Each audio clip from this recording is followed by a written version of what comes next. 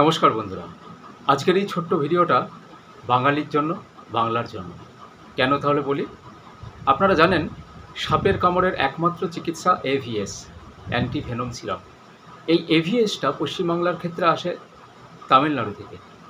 যে কারণের জন্য বিশেষজ্ঞরা জানাচ্ছেন যে চন্দ্রবোড়া কামড়ের ক্ষেত্রে এই এভিএস বর্তমানে বিশেষ কাজ করছে না। দেখা গেছে যে ঠিকঠাক সময় মতো হসপিটালে পৌঁছেও কিন্তু অনেক ব্যক্তি চন্দ্রবোড়া সাপের কামড়ে যারা হসপিটালে ভর্তি হয়েছেন তারা মারা গেছেন। এই রকম অবস্থা থেকে একমাত্র উপায় হচ্ছে দাবি জানানো যে পশ্চিমবাংলার নিজস্ব এভিএস চাই। আমাদের সংগঠনের পক্ষ থেকে আমরা মুখ্যমন্ত্রীর কাছে মেইল করেছি এবং দাবি জানিয়েছি যাতে করে পশ্চিমবাংলাতেই এভিএস তৈরি শুরু করা হয়।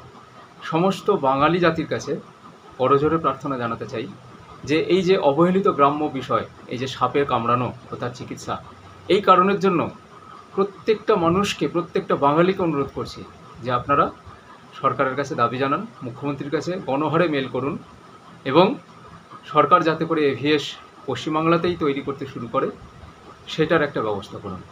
এই জন্যেই আজকে আসা। প্রয়োজন হলে কমেন্ট বক্সে আমাদের ইমেলটা দিয়ে দিচ্ছি, আপনারা বিসিসি হিসাবে সাংবাদিকদেরকে রাখতে পারেন এবং মেলটা দিয়ে দিচ্ছি।